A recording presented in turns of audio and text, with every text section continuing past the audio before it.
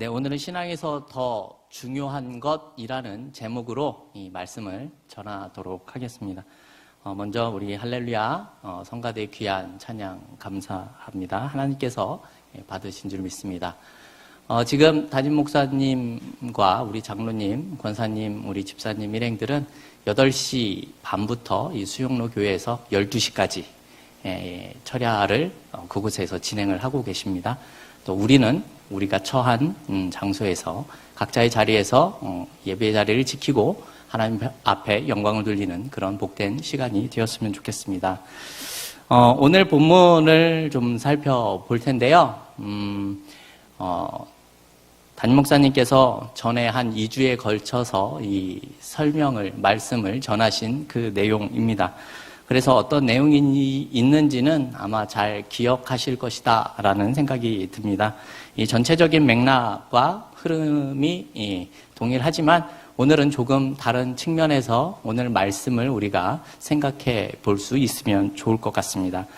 먼저 오늘 보면 1절을 보게 되면 이 바리새인과 서기관의 한 무리와 예수님과 이 제자들의 한 무리가 등장을 하고 있습니다. 이 바리새인과 서기관의 무리는 제자들 중에 손을 씻지 아니하고 떡을 먹는 것을 이 목격을 하게 되고, 그리고는 예수님께 찾아와서 이렇게 이야기하는 장면이 나옵니다. 우리 5절 말씀 한번 볼까요? 우리 같이 한 목소리를 읽어보겠습니다. 이에 바리새인들과 서기관들이 예수께 묻되 어찌하여 당신의 제자들은 장로들의 유전을 준행치 아니하고 부정한 손으로 떡을 먹나이까? 네, 아멘. 씻지 않은 손, 곧 부정한 손으로 떡을 먹었다, 이렇게 이야기를 합니다. 이들이 예수님께 문제를 제기하는 그 내용이 무엇인가 하면, 즉 씻지 않은 손, 이 도덕적인 정결의 문제를 가지고 예수님 앞에 문제를 삼고 있습니다. 즉 정결, 부정한 손이다라고 말하는 근거가 무엇인가 하면요, 오늘 본문 3절에 나온 내용인데요, 장로들의 유전을 근거로 삼아 그들이 이야기를 하고 있는 내용이죠. 이들이 부정하다라고 말하는 근거가 이 장로들의 유전을 근거로 해서 말하고 있다라는 내용입니다. 유대인들에게는 아주 대표적으로 두 가지의 율법서가 있습니다. 하나는 그 율법 자체인 토라, 즉 모세 오경을 이 고유한 경전으로 가지고 있고요. 그리고 또 다른 하나는 그것을 쉽게 표현한 이 미시나라는 그런 것이 있습니다. 그 외에도 많은 경전이 있었지만 이 유대인들의 생활과 그들의 삶을 기준을 잡아주는 것이 이 두 문서입니다. 그런데 한 가지가 더 있습니다. 그게 무엇인가 하면 방금 말씀을 드렸지만 이 구전 율법인 이 장로들의 유전이라는 것인데요. 이 유대인들은 그 유전을 지켰다라고 말을 합니다. 사실 이 유대인들은요, 이 모세오경을 근거로 해서 자신들이 율법을 6,000개 정도를 만들어냅니다. 그 중에 중요한 것이, 핵심적인 것이 613개가 있는데요. 적극적으로 해야 한다라는 율법이 248가지가 있고요. 해서는 안 된다라는 율법이 365가지가 있다라고 합니다. 이런 구전 율법을 예수님께서는 이 장로들의 유전이다, 이렇게 표현을 하고 있는데요. 이것을 한 권의 책으로 이 기록을 한 내용이 앞서 한번 말씀을 드렸지만 미시나라는 것이고요. 우리가 잘 알고 있는 탈무드라는 것은 이 미시나를 해석하고 조금 더 정리한 것을 탈무드라 부릅니다. 그런데 이 유전이라는 것이 굉장히 재미있습니다. 몇 가지를 소개해드리면요, 이 안식일에 여인들이 거울을 보면은 안 된다라고 합니다. 이유가 무엇인가 하면 거울을 보다 흰머리라도 있으면 발견하게 되어서 그것을 뽑게 되면 일을 했다, 안식일을 범했다라고 하기 때문에 간주되어서 이 안식일에는 여인들이 거울을 봐서는 안 된다라는 율법 또한 가지고 있습니다. 또 있습니다. 이 안식일에는요 1km 이상 이 여행을 해서는 안 됩니다. 근데 재미있는 건요, 1km를 가다가 쉬었다가 또 가는 것은 괜찮습니다. 또 안식일에 이 물건을 가지고 있다가 공중에 이렇게 던집니다. 공중에 이렇게 던지는데 같은 손으로 2번 잡으면 안식일을 범하는 겁니다. 근데 오른손으로 1번 잡고 왼손으로 1번 잡으면 그것이 안식일을 어긴 것이 아니다라고 규정하고 있다고 합니다. 이런 몇 가지에서도 알 수 있는 사실을 보게 되면 이 사람들의 유전을 보면 이들이 지키는 것이 하나님에 대한 법은 잊어버리고 어떻게 보면 이 형식과 껍데기만 남아있는 듯한 그러한 모습을 우리에게 보여줍니다. 오늘 보면 1절의 내용들은 사실 이 바리새인과 서기관들이 예수님 앞에 나온 이유가 무엇인가 하면 이 예수님의 그 추종자들 인기가 굉장히 많아지게 되자 여러 가지 상황을 조사하기 위해서 예루살렘에서 이 파송이 된 그런 사람들입니다. 오늘 본문뿐만이 아니라 우리는 복음서의 여러 곳에서 이 바리새인과 서기관 이들이 예수님과 이 제자들과 이 부딪히는 장면들을 많이 보게 되죠. 오늘은 이 장로들의 전통에 따라서 그들이 정결의 문제로 이들이 율법을 범했다라고 고발하는 그런 내용이 보여집니다. 사실 앞서 말씀을 드렸지만 이 정결의 문제는 율법을 범한 것이 아니라 이 전통을 어긴 것이 되는 것이죠. 씻지 않는 것. 조금 쉬운 표현을 하면 지저분한 것이지 이게 율법을 어긴 것과는 상관이 없다라는 것입니다. 이들은 말도 안 되는 일로 예수님을 고발을 하고 제자들을 문제 삼아서 그러니까 예수님의 그 권위를 깎아내리고 손상시키려고 하는 그런 모습을 보여주는 겁니다. 이에 예수님께서 하시는 말씀은 그것은 본질이 될 수 없다. 그것은 무시해도 아무런 문제가 되지 않는 일이다. 이렇게 말씀하고 있습니다. 예수님께서 그들을 지적하시는 내용이 뭐냐면 이들이 바로 그러한 신앙적인 이유로 이 외식을 하는 자들이었기 때문에 그렇다라고 말씀합니다. 실제로 이 바리새인과 서기관들의 모습을 보게 되면 2가지 이유를 들어서 그들이 외식을 하고 있는 것을 우리가 알 수 있습니다. 첫 번째 내용이 무엇인가 하면 그들의 행동 자체가 그냥 표면적인 내용이지 마음에서 우러나서 행동하는 것이 아니다라는 것이죠. 사실 이들의 마음은 이 하나님으로부터 멀리 떨어져 있었고 하나님을 사랑하기 때문에가 아니라 무작정 지켜야 하기 때문에 지키는 겉모습만 가지고 있다라는 것입니다. 2번째, 그들의 가르침이 사실은 하나님으로부터 나온 것처럼 보여지지만 이 사람의 전통을 반영하고 있는 것이다라는 겁니다. 앞서 말씀을 드렸지만 하나님께서는 이 자신의 백성들에게 6,000가지의 율법을 주신 적이 없습니다. 이렇다라는 것은 이들이 임의대로 만든 내용들이 있다라는 것이죠. 그래서 이것을 장로들의 유전이다라고 부르는 겁니다. 이렇게 외식을 하는 자들과 사람의 전통을 따르고 있는 이 바리새인과 서기관들을 향하여서 예수님께서는 고르반을 예를 들어 설명을 하는 모습이 나오죠. 사실 고르반이라는 뜻은 아주 좋은 뜻을 가지고 있습니다. 하나님께 드림이 되었다. 이런 뜻이죠. 하나님께 바친 것이다. 이런 내용입니다. 이 말만 들어보면 이 하나님 앞에서 많은 그런 헌신을 보여주거나 수고한 사람들에게 사용하는 말처럼 보여집니다. 그런데 실상을 살펴보면 이들은 하나님의 계명을 운운하고 있었던 그런 유대인들이 이 고르반을 자주 사용했다라는 것이죠. 이에 대해 예수님이 책망하는 뜻으로 꼬집는 의미로서 고르반에 대해서 예를 들어 설명을 하는 것입니다. 왜 예수님이 고르반을 설명하냐면요. 우리가 잘 알고 있는 이 10계명 중에 5계명이 있지 않습니까? 내 부모를 공경하라. 그리하면 너의 하나님 여호와가 내게 준 땅에서 내 생명이 길리라. 이 5계명을 분명히 말씀하셨습니다. 근데 여기에다가 덧붙여서 이것을 실천하려고 하는데요. 이들은 이 부모들을 위해서 사실 노후와 그 생계를 위해서 정기적으로 돈을 저축을 하고 어려움이 없도록 살도록 하는 그런 모습이 있습니다. 이들에게는. 우리나라로 생각을 해보면 약간은 그 노령연금 같은 그런 내용이죠. 참 훌륭한 이 유대인 백성들이지요. 그런데 왜 예수님이 이런 훌륭한 사람의 유전을 책망하고 있는 것입니까? 이유는요, 다른 데 있습니다.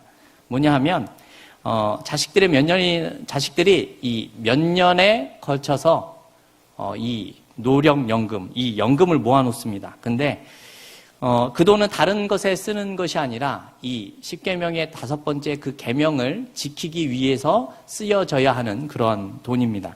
그런데 이 돈을 들고 성전을 찾아오는 것이죠.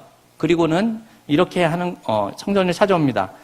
근데 마침 예를 들면 이런 거죠. 성전을 보수한다, 성전을 단장한다, 어떤 사업을 한다, 또 하나님을 위해서 무엇인가를 만들어야 한다라는 이유로 성도 여러분들의 자발적인 동참이 필요합니다라는 그러한 내용이 있었다고 했을 때, 그래서 이 노령연금을 가지고 와서 그것을 드리는 모습입니다. 그래서 이들은 이것이 하나님의 영광을 위하여 하나님의 일로써 드려진 것이고 하나님께서 기뻐하시는 일을 했다, 이렇게 생각을 합니다. 이것이 육신적인 부모를 공경하는 것보다 더 상위에 있는 헌신이다라고 이들은 생각을 한 거죠. 그래서 오랫동안 모은 이 돈을 이제 성전의 봉헌함에 드리면서 하는 말이 고르반이라고 외치는 겁니다. 하나님 앞에 드림이 되었다. 하나님께 드렸다.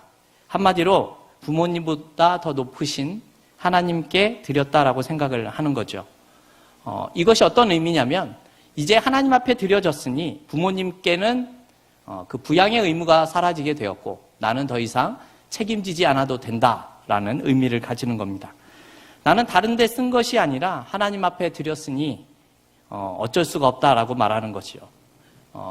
이렇게 이 당시에 유대인들이 고르반이라는 제도를 악용했다라고 말씀하는 내용입니다. 그런데 이 내용에 대해서 13절 말씀에서는 이렇게 이야기를 합니다. 우리 13절 말씀 같이 한번 읽어볼까요? 너희의 전한 유전으로 하나님의 말씀을 폐하며 또 이 같은 일을 많이 행하느니라 하시고, 우리 8절과 9절 말씀도 우리 같이 한번 읽어볼까요? 8절과 9절입니다. 너희가 하나님의 계명은 버리고 사람의 유전을 지키느니라. 또 가라사대 너희가 너희 유전을 지키려고 하나님의 계명을 저버리는도다. 이 8절과 9절과 이 13절에서 장로들의 유전을 지키기 위해서 이들이 행한 모습이 무엇입니까? 이들은 하나님의 말씀을 버렸다라고 표현합니다.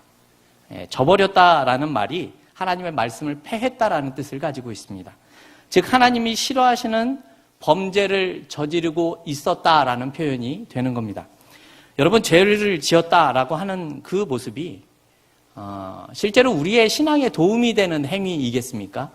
그렇지가 않죠.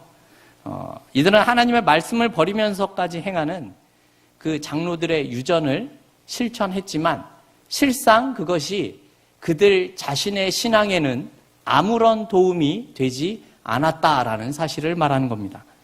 고르반을 예로 들어서 말씀을 드리면 하나님께 예물을 드렸지만 이 하나님의 말씀을 지키지 않는 그런 예물을 드리는 겁니다. 부모의 부양을 포기하기 위해서 예물을 드렸기 때문입니다. 여러분, 이러한 모습을 가지고 예물을 드린다면 하나님께서 그것을 기쁘게 받으시겠습니까? 그렇지가 않죠. 이들은 예물을 드린 것이 아니라 부모를 부양하지 않기 위해서 돈을 낸 것입니다. 이들이 돈을 낸 것은 이들의 신앙에 아무런 도움이 되지 않는 헛된 것이다라는 것이죠. 장로들의 유전을 지키는 것이 마치 이러한 모습과 같다라고 지금 예수님이 말씀하시는 겁니다. 손을 씻지 않고 음식을 먹는 것이 이들이 주장하고 있는 신앙의 모습과는 아무런 상관이 없다라는 것이죠. 너희들은 오히려 이 외적인 것에만 신경을 쓰고 있고 너희 자신의 신앙은 별 볼 일 없는 모습이 되었다라고 꼬집어 말씀하고 있는 겁니다. 여러분, 오늘 우리가 한번 생각을 해봤으면 하는 내용이 하나가 있습니다. 그것이 무엇인가 하면요, 이 비대면 예배에 대한 내용입니다.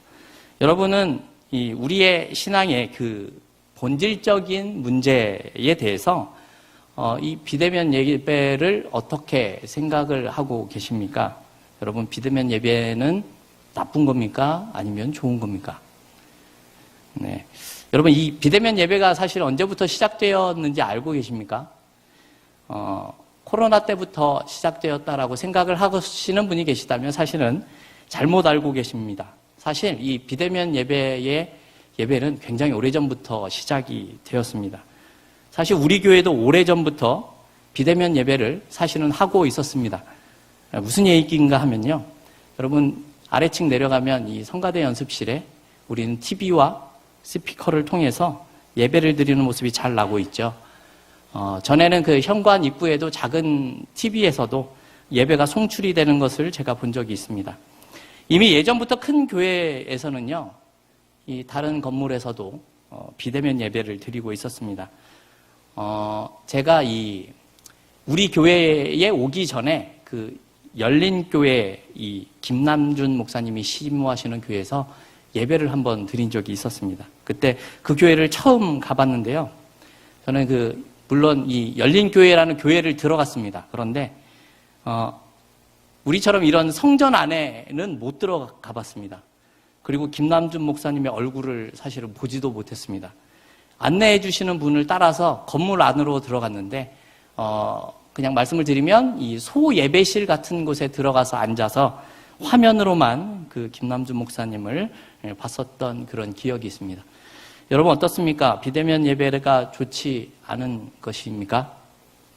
여러분 이렇게 생각을 해보죠. 만약에 일이 생겨서 우리가 출장을 갈 수밖에 없는 그런 성도들이 생기셨거나 저처럼 코로나에 걸려서 교회를 나올 수 없는 상황에 처해 있다면 여러분 그들에게 있어서 비대면 예배는 좋은 것입니까? 나쁜 것입니까?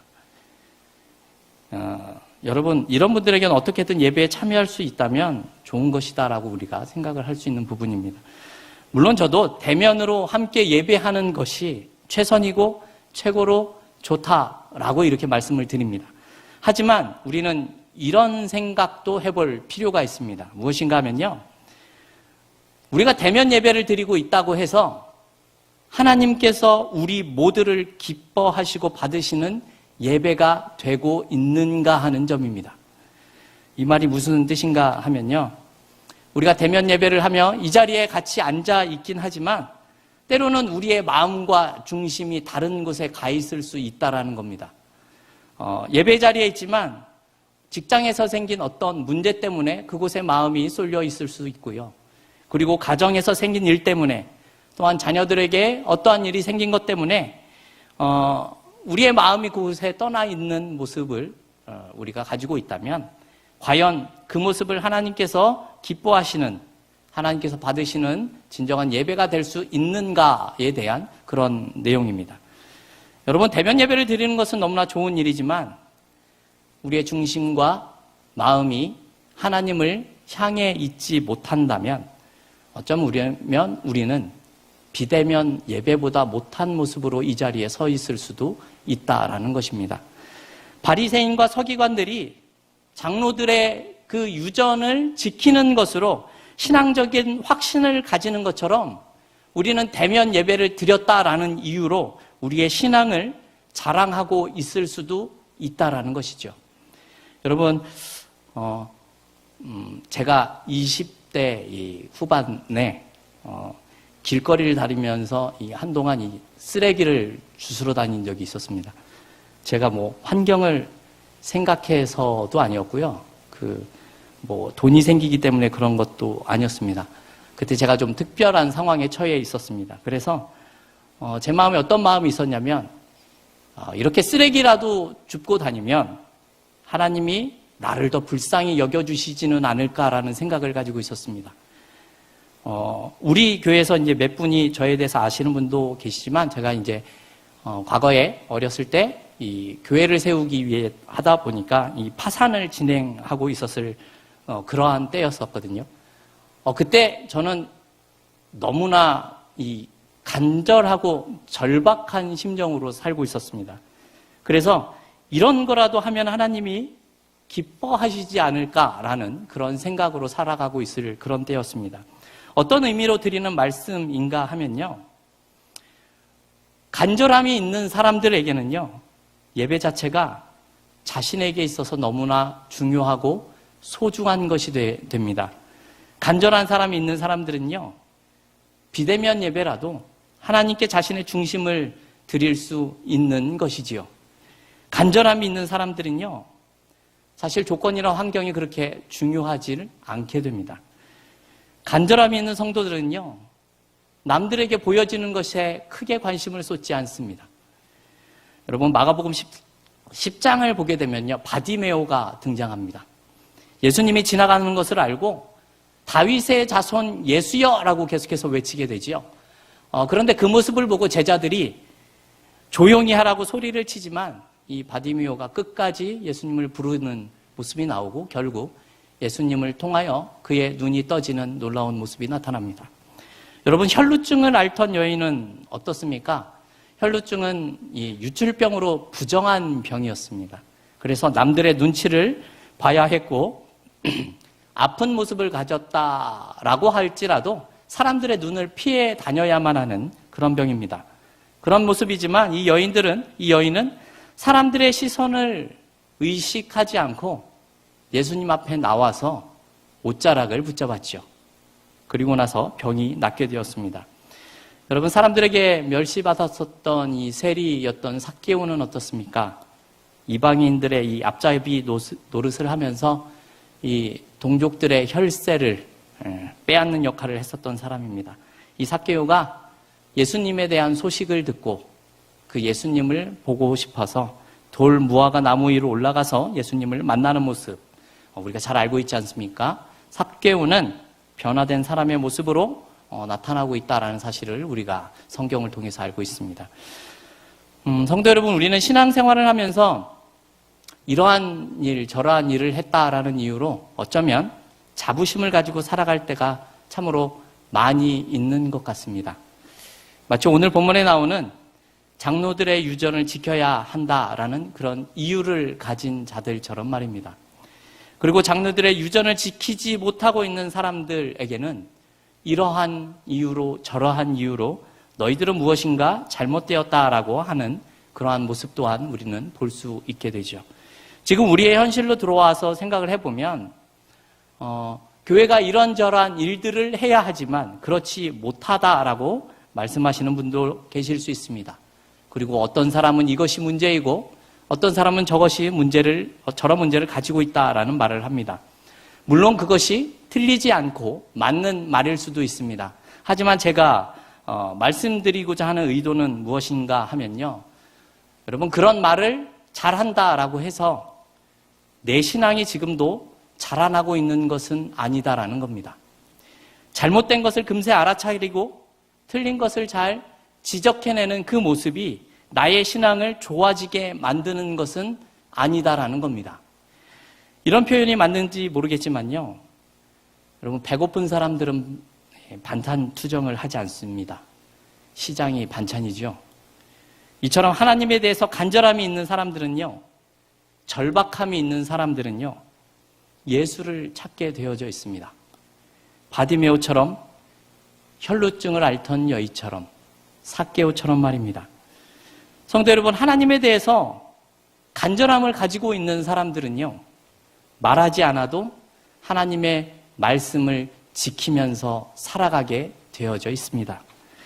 그런 절박함과 간절함을 가진 예배가 될 수 있다면 여러분 그것이 비대면 예배이든 대면 예배이든 큰 문제가 되지 않는다라는 것이죠. 여러분 우리의 신앙이 좋아질 수 있는 것은 남들에게 무엇인가 잘 보이는 것으로 우리의 신앙을 증명하고 그것이 우리의 신앙을 자라게 하는 것은 아니다라는 겁니다. 내가 가진 상식이나 습관이 나를 바른 신앙인으로 세우는 것이 아니다라는 것이지요. 성도 여러분, 우리가 살다 보면 때로는 무엇을 지키면서 살아야 될지 착각을 하는 경우들이 종종 있는 것 같습니다. 무엇이 더 중요한지를 어쩌면 잊어버리고 살 때가 있다라는 것이죠. 바리새인과 서기관들처럼 나에게 익숙한 그런 방법, 그리고 내가 선호하는 것을 어쩌면 진리보다 더 중요하게 생각을 하고 있을 경우도 있다는 겁니다. 여러분, 지금 우리의 모습에는 하나님에 대한 간절함이 있을까요? 여러분, 이것은 어떤 형식과 조건을 지키는 것보다 더 중요한 것이고요. 우리의 중심을 하나님 앞에 드릴 수 있는 방법이 될 수 있습니다. 하나님께서 원하시는 모습이요, 어떠한 형식이나 조건을 지키는 것보다 간절함을 가지고 나아가는 것이다 라는 사실을 기억하셔서 우리 모두의 삶의 모습이 하나님이 기뻐하시는 삶의 결과로 나타날 수 있는 저와 여러분들이 다 되어질 수 있기를 주님의 이름으로 축원합니다.